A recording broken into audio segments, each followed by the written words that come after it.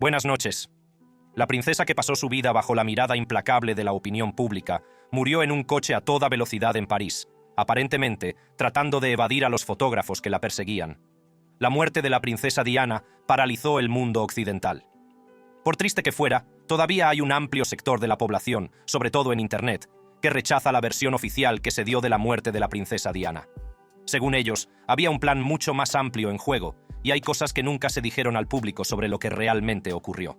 Hoy exploramos algunos de esos hechos misteriosos relacionados con la muerte de la princesa Diana. El embarazo de Diana. Era el verano de 1997, y Diana se embarcaba en un nuevo capítulo de su vida. Tras su sonado divorcio del príncipe Carlos, estaba decidida a labrarse su propio camino y marcar la diferencia en el mundo. En junio de ese año, Diana asistió a un acto benéfico en Londres, donde llamó la atención de Dodi Fayed, hijo del multimillonario egipcio Mohammed Al-Fayed. Ambos conectaron rápidamente, y su relación se convirtió en objeto de un intenso escrutinio por parte de los medios de comunicación. Empezaron a circular rumores de que Diana y Dodi esperaban un hijo en común, echando más leña al fuego de la prensa rosa. En julio, la pareja se embarcó en una escapada romántica a la Costa Azul, buscando consuelo de los incesantes paparazzi. Fue durante este viaje cuando la teoría del embarazo de Diana cobró aún más fuerza. Testigos afirmaron haber visto a Diana mostrando signos de embarazo, como una ligera barriguita y un brillo radiante. Las especulaciones se dispararon y los titulares hablaban a gritos de un posible heredero real. Pero, ¿qué pruebas respaldan esta teoría? Una información convincente procede de Rosa Monckton, íntima confidente de Diana. En una entrevista, Monckton reveló que Diana le había confiado su deseo de tener otro hijo. Habló de su anhelo de tener un hermano para sus dos hijos, los príncipes Guillermo y Harry. El relato de Monckton añade credibilidad a la teoría de que Diana pudo haber estado realmente embarazada. Además, los informes de las autoridades francesas que investigaron el accidente de coche arrojan luz sobre un detalle misterioso. Según sus conclusiones, el cuerpo de Diana fue embalsamado sin seguir los procedimientos habituales. Esto hizo sospechar que se habían intentado ocultar o alterar pruebas relacionadas con su embarazo. ¿Podría tratarse de un encubrimiento deliberado? Para aumentar la intriga, un antiguo guardaespaldas de Diana, Barry Manaki, afirmó que había tenido una aventura secreta con la princesa. Afirmó que su relación dio lugar a un embarazo, que finalmente se interrumpió. Aunque estas afirmaciones no han sido verificadas, contribuyen a la red de especulaciones en torno al posible embarazo de Diana. Es importante señalar que la familia real británica ha negado con vehemencia la teoría del embarazo de Diana. Sostienen que no hay pruebas concretas que apoyen tales afirmaciones y que no es más que producto del sensacionalismo y las teorías conspirativas. Sin embargo, los persistentes rumores y las pruebas circunstanciales siguen alimentando la fascinación del público por esta teoría. La profesora forense Angela Gallop puso fin a los rumores de embarazo con su investigación, documentada en su libro When the Dogs Don't Bark: A Forensic Scientist's Search for the Truth. Las muestras de sangre del coche de la princesa Diana dieron negativo para la hormona del embarazo HCG. Los niveles de esta hormona aparecen en un análisis de sangre 11 días después de la anticoncepción, y normalmente, estos niveles de HCG se duplican cada 72 horas después. Al final, los resultados de todas las pruebas fueron negativos, escribió Gallop en su libro, lo que significaba que era extremadamente probable que Diana no estuviera embarazada en el momento de su muerte y que no había estado tomando píldoras anticonceptivas. Aún así, hay quien no se cree los resultados del análisis de sangre, señalando el hecho de que la princesa Diana fue embalsamada rápidamente, lo que habría hecho imposible realizar una prueba de embarazo en orina. Sin embargo, el momento del embalsamamiento tiene sentido. Los médicos no vieron razón alguna para retrasar el proceso, ya que sus lesiones concordaban con la causa de su muerte. Tampoco es práctica habitual hacer pruebas de embarazo a las mujeres fallecidas. Gallop no fue el único médico que lo confirmó. En enero de 2004, el ex forense de la Casa de la Reina, John Burton, reveló en una entrevista con The Times que asistió a un examen post-mortem del cuerpo de la princesa en el tanatorio de Fulham, donde examinó personalmente su útero y comprobó que no estaba embarazada. Robert Chapman, que realizó la autopsia, declaró que el útero y los ovarios de Diana no mostraban signos de embarazo. El multimillonario egipcio Mohammed Al-Fayed insistió en afirmar que Diana estaba embarazada. Esto le llevó a hacer que miembros de su personal dijeran a los medios de comunicación que en su último día juntos, Diana y su hijo habían visitado una villa de su propiedad en París para elegir una habitación para el bebé. Aunque efectivamente la pareja había visitado la villa, se exageraron las circunstancias de la visita, diciendo que había durado 2 horas y que había sido en presencia de un destacado diseñador de interiores italiano. Tales declaraciones son las que llevaron a la gente a creer que había más en la muerte de la princesa Diana de lo que se había revelado. Un guardia de seguridad de la villa, Ruben Murrell, se sintió incómodo mintiendo sobre el asunto y vendió su historia a The Sun, afirmando que la visita duró poco menos de 30 minutos y que no fue en compañía de ningún diseñador de interiores. Proporcionó imágenes de las cámaras de seguridad para demostrarlo y dijo que había estado en presencia de Diana y Dodi durante toda la visita, sin que hubiera habido ninguna conversación sobre la posibilidad de que se fueran a vivir a la villa. Más tarde renunció a su empleo con Al-Fayed e inició un proceso laboral por despido constructivo, después de que Al-Fayed le demandara por incumplimiento de contrato a causa de las imágenes de las cámaras de seguridad que facilitó a The Sun. La conspiración del conductor. Aunque las circunstancias que rodearon la muerte de la princesa Diana han sido objeto de intensas especulaciones y teorías conspirativas, un nombre que ha surgido constantemente es el de Henri Paul, el conductor del coche aquella fatídica noche. Nacido el 3 de julio de 1956 en Lorient, Francia, Paul creció en el seno de una familia modesta. Sus padres eran muy trabajadores y trabajaban como profesores y empleados municipales. Desde muy temprana edad, Paul se mostró prometedor y con potencial, sentando las bases para una vida que, en última instancia, estaría marcada por la tragedia. La trayectoria educativa de Paul comenzó en la escuela Lyon St. Louis, donde destacó académicamente. Louis, donde destacó en los estudios. Demostró un intelecto agudo y una mente inquisitiva, rasgos que más tarde destacarían sus amigos y colegas. Tras completar su educación, Paul decidió alistarse en el ejército francés, donde sirvió como jefe de un equipo de seguridad. Fue durante su estancia en el ejército cuando su amor por la aviación empezó a despegar. En 1976, Paul obtuvo su licencia de piloto, cumpliendo el sueño de toda su vida. Sentía una profunda pasión por volar y a menudo surcaba los cielos, registrando más de 600 horas de vuelo. Este amor por la aviación se convertiría en un aspecto definitorio de la vida de Paul, mostrando su espíritu aventurero y su sed de nuevas experiencias. Antes de trabajar en el Hotel Ritz, Paul desempeñó diversos empleos que demostraron su versatilidad y ambición. Trabajó como vendedor de barcos, perfeccionando sus habilidades en ventas y atención al cliente. Además, incluso intentó abrir una agencia de detectives privados, demostrando su deseo de independencia y su espíritu emprendedor. Estas experiencias forjaron el carácter de Paul y le proporcionaron una serie de habilidades que le serían muy útiles en el futuro. Fue en 1986 cuando el camino de Paul dio un giro inesperado. Empezó a trabajar en el departamento de seguridad del Hotel Ritz, propiedad de Mohammed Al-Fayed, padre de Dodi Al-Fayed, novio de la princesa Diana por aquel entonces. Aunque Paul no trabajaba oficialmente como chofer del hotel, su papel en el departamento de seguridad acabaría implicándole en los trágicos acontecimientos de aquella fatídica noche. Colegas y amigos describieron a Paul como una persona inteligente y enigmática. Tenía una mente inquieta y era conocido por su lealtad. Aunque disfrutaba de la compañía de sus amigos, también guardaba para sí sus asuntos personales, lo que le confería un aire de misterio. Además, Paul tenía un talento oculto. Era un pianista consumado que mostraba su lado artístico y añadía otra capa a su compleja personalidad. La noche del 31 de agosto de 1997, la vida de Paul dio un giro devastador. Le pidieron que llevara a la princesa Diana y a Dodi Al-Fayed del Hotel Ritz al apartamento de Dodi en París. Era una tarea aparentemente rutinaria, pero nadie sabía lo que ocurriría en las horas siguientes. Al parecer, Paul había bebido antes del viaje, algo que más tarde se pondría en entredicho. Cuando la pareja emprendió el viaje, Paul se encontró en una situación precaria. Perseguido por los paparazzi, tomó la desafortunada decisión de entrar en el túnel del Puente del Alma. Trágicamente, el coche chocó contra un pilar de hormigón y volcó, provocando la muerte de Paul, la princesa Diana y Dodi Al-Fayed. Solo el guardaespaldas Trevor Rees-Jones sobrevivió al incidente, aunque con heridas graves. Tras el accidente, Mohammed Al-Fayed lanzó varias teorías sobre lo ocurrido aquella noche. Afirmó que Paul trabajaba como informante a sueldo para los servicios de seguridad de Francia o del Reino Unido y que estaba implicado en un complot para asesinar a la princesa Diana y a Dodi Al-Fayed. Estas afirmaciones desataron la polémica y avivaron la ya intensa especulación en torno a los sucesos de aquella trágica noche. Tanto la investigación francesa como la británica del accidente desestimaron en gran medida las afirmaciones de Al-Fayed, aunque se reconocieron algunas deficiencias de procedimiento.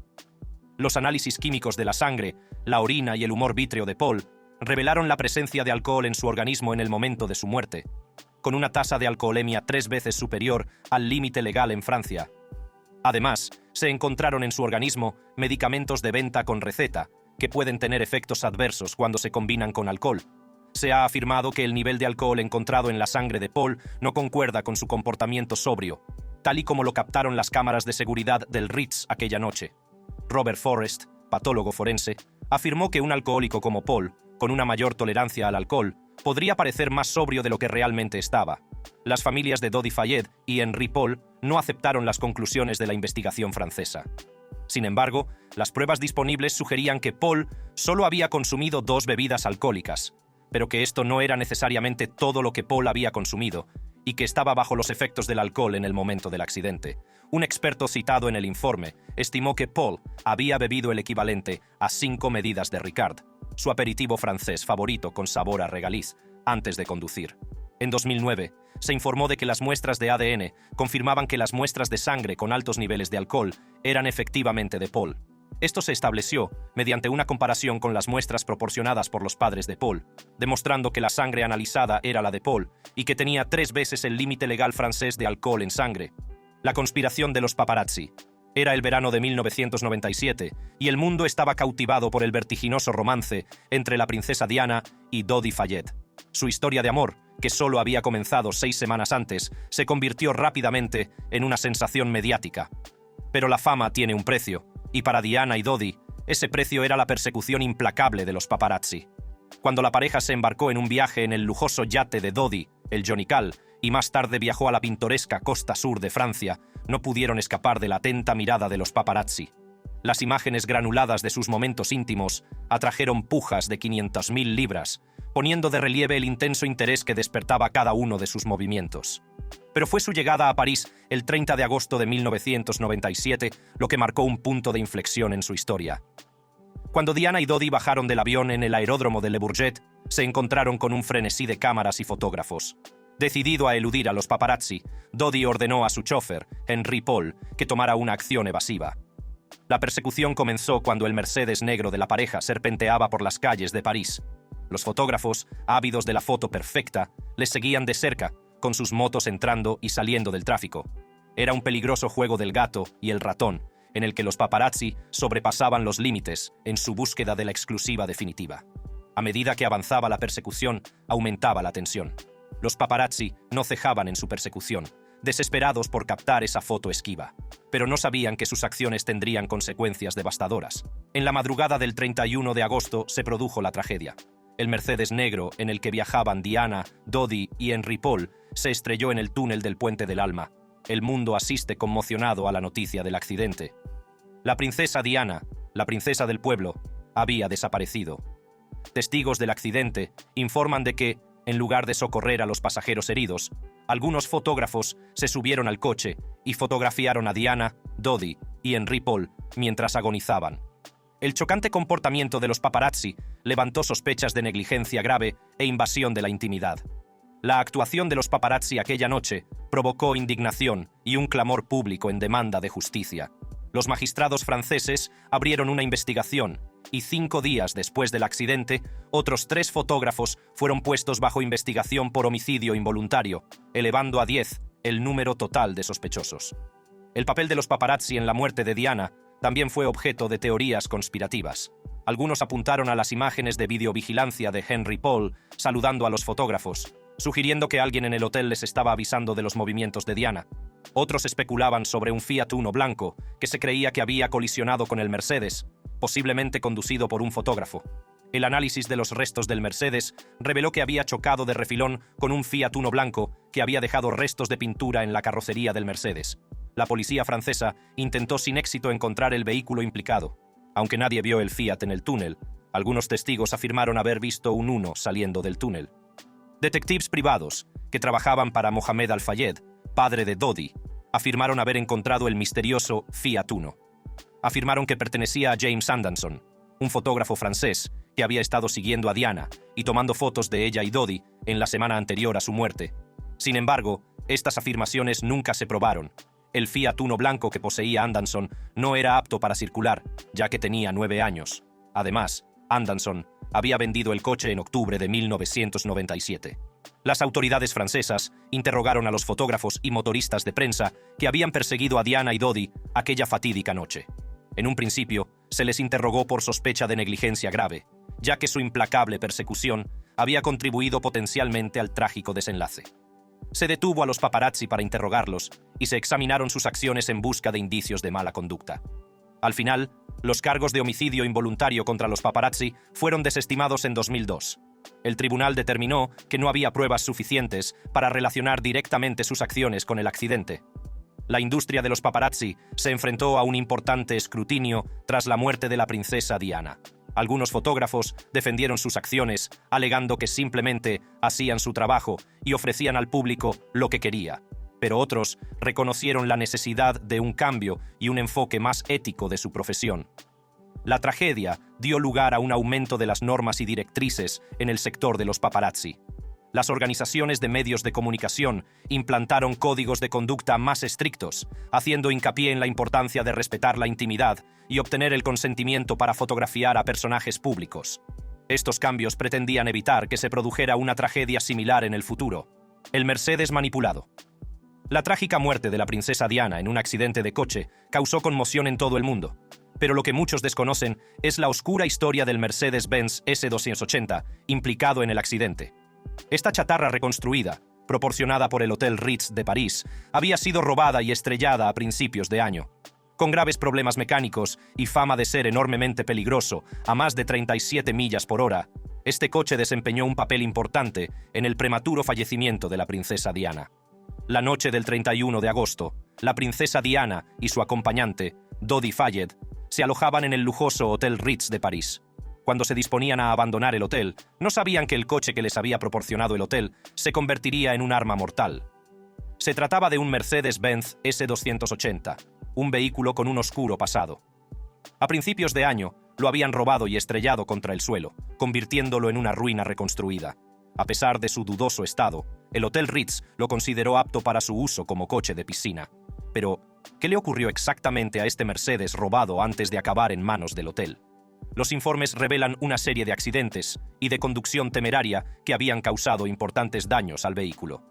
Se había convertido en una bomba de relojería a punto de desatar su potencial mortífero. Los expertos han examinado el coche y han descubierto graves problemas mecánicos que lo convertían en una trampa mortal sobre ruedas. Frenos defectuosos y un sistema de dirección que no funcionaba bien eran solo la punta del iceberg. Este Mercedes era un desastre a punto de ocurrir, sobre todo cuando se conducía a alta velocidad, y eso fue exactamente lo que alcanzó el malogrado coche aquella fatídica noche. Cuando la princesa Diana, Dodi Fayed y su chofer, Henry Paul, entraron en el túnel del Puente del Alma, no eran conscientes del peligro inminente que les aguardaba. El coche aceleró, alcanzando velocidades de hasta 65 millas por hora, muy por encima del límite de seguridad para un vehículo comprometido, y entonces sobrevino la tragedia. El Mercedes perdió el control, dio un volantazo y se estrelló contra el 13º pilar del túnel, provocando la muerte de la princesa Diana, Dodi Fayed y Henry Paul. El impacto fue devastador, y el mundo lloró la pérdida de la querida princesa. Pero empezaron a surgir preguntas. ¿Cómo podía considerarse apto para su uso un coche con una historia tan oscura? ¿Quién era responsable de garantizar la seguridad de los pasajeros? El Hotel Ritz se enfrentó al escrutinio por proporcionar un vehículo peligroso a sus huéspedes de alto nivel. La revelación de que el coche había sido robado y estrellado conmocionó a la opinión pública y suscitó dudas sobre la negligencia del hotel.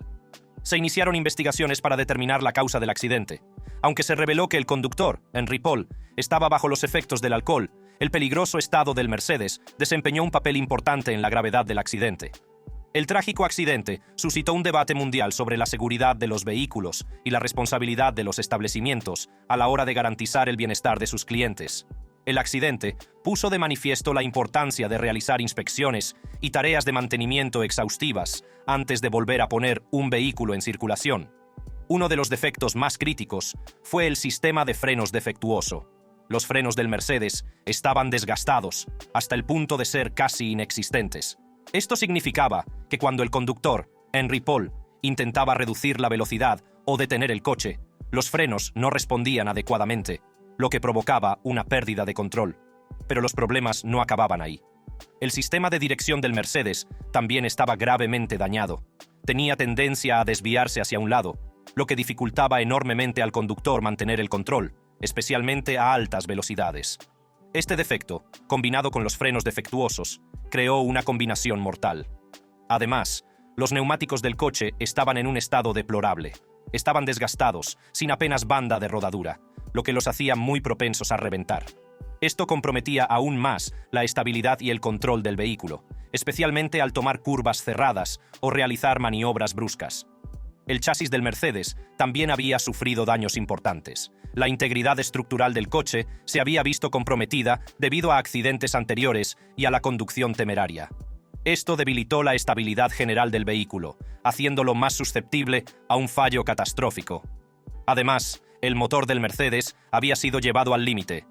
El coche había sido conducido sin descanso, a menudo a altas velocidades, provocando un desgaste excesivo. Esto supuso una carga adicional para los componentes mecánicos, ya de por sí comprometidos, aumentando aún más el riesgo de fallo. Resulta realmente chocante pensar que un coche con defectos mecánicos tan graves fuera considerado apto para su uso, especialmente por un establecimiento tan prestigioso como el Hotel Ritz. La responsabilidad de garantizar la seguridad de los huéspedes recaía directamente sobre los hombros del hotel, y su falta de inspección y mantenimiento adecuados del vehículo tuvo consecuencias devastadoras. Destellos brillantes y coches extraños. El 31 de agosto de 1997, la princesa Diana y Dodi Fayed entraron en un Mercedes S280 negro, conducido por Henry Paul. El Mercedes recorrió las calles de París, con la princesa Diana y Dodi Fayed sentados en la parte trasera. La pareja fue perseguida por un enjambre de paparazzi, ansiosos por captar una imagen de la glamurosa pareja. La persecución fue incesante, con fotógrafos en motocicletas y coches siguiéndoles de cerca. Cuando el Mercedes se acercaba al paso subterráneo de Alma, otro vehículo se unió a la persecución. Era una moto conducida por un desconocido. Esta moto pronto se convertiría en una pieza crucial del rompecabezas de los acontecimientos que se desarrollaron aquella noche. François Levistre, un automovilista desprevenido, circulaba por casualidad delante del Mercedes cuando éste entraba en el túnel. Poco podía imaginar que se convertiría en testigo de un suceso espeluznante y misterioso. El relato de Levistre arrojaría luz sobre la presencia de un misterioso destello blanco que se produjo momentos antes del accidente. En un testimonio en vídeo presentado en la investigación sobre la muerte de la princesa Diana y Dodi Fayed, Levistre describió la escena que se desarrolló ante sus ojos. Contó cómo la moto adelantó al coche de la princesa en el túnel y cómo, en una fracción de segundo, un cegador destello blanco iluminó la oscuridad. La intensidad del destello sorprendió a Levistre, que lo comparó con el brillo repentino que se produce cuando alguien enciende una luz. Se preguntó qué había ocurrido, ya que la luz era tan cegadora que se sintió como si le hubiera pillado la policía con un radar. El destello no se dirigió hacia el coche de Levistre, sino hacia el coche que iba detrás de él, el Mercedes en el que viajaban la princesa Diana y Dodi Fayed. El relato del testigo prosigue con el caos que siguió al fogonazo. Levistre vio cómo el Mercedes se desviaba de un lado a otro, intentando desesperadamente recuperar el control. En su espejo retrovisor, vio cómo el coche se desviaba de izquierda a derecha y luego de nuevo a la izquierda, como si luchara por entrar en el túnel. Mientras Levistre observaba horrorizado, las luces del Mercedes se apagaron de repente, sumiendo el túnel en la oscuridad. El coche había perdido toda su potencia, dejando a la princesa Diana, a Dodi Fayed y a su conductor a merced del destino. El corazón de Levistre se aceleró al darse cuenta de la gravedad de la situación que se desarrollaba ante él. El relato del testigo era un escalofriante testimonio de los acontecimientos que condujeron al accidente. La presencia del misterioso destello blanco añadió un elemento inquietante y desconcertante a las ya trágicas circunstancias. El testimonio de Levistre suscitó preguntas que perseguirían a investigadores y teóricos de la conspiración durante años. ¿Fue el destello blanco un acto deliberado para provocar el accidente? ¿O fue una mera coincidencia? ¿Cuál era el origen de esa luz cegadora que parecía surgir de la nada? Estas preguntas alimentarían las especulaciones y teorías en torno a la prematura desaparición de la princesa Diana. Un taxista, el señor Anderson, dio un relato casi similar al de Levistre. El señor Anderson describió haber visto una ráfaga de luz inmediatamente antes del accidente. Su taxi fue adelantado por el Mercedes segundos antes de que chocara contra un pilar de la mediana del túnel. Dijo: «Vi un destello de luz bastante significativo, oí un golpe muy fuerte y luego nuestro coche procedió a intentar detenerse de forma muy rápida y brusca». Cuando se le pidió que describiera el ruido que oyó, el señor Anderson dijo: «Fue un ruido muy fuerte que sonó como una explosión. Nos detuvimos rápidamente y me desplomé hacia un lado. Vi un objeto que pasaba por delante de nosotros y golpeó el lado derecho del túnel. Inmediatamente me giré para ver si venían coches. En el momento en que vi que el objeto pasaba delante de nosotros, pasó muy deprisa. No sabía lo que era, pero sabía que era un objeto metálico grande, y cuando se detuvo y paró, era un Mercedes negro». Mohamed Fayed llegó a creer que el MI6 asesinó a la pareja para impedir que se casaran. Una de sus afirmaciones es que se utilizó una pistola de destello antipersonal de tipo militar para cegar a Henry Paul, el conductor del Mercedes, que también murió. Todas estas afirmaciones fueron refutadas por la versión oficial, pero siguen planteándose interrogantes sobre el suceso. Si te ha gustado ver este vídeo, haz clic en uno de los recuadros que aparecen en tu pantalla para ver más contenidos similares.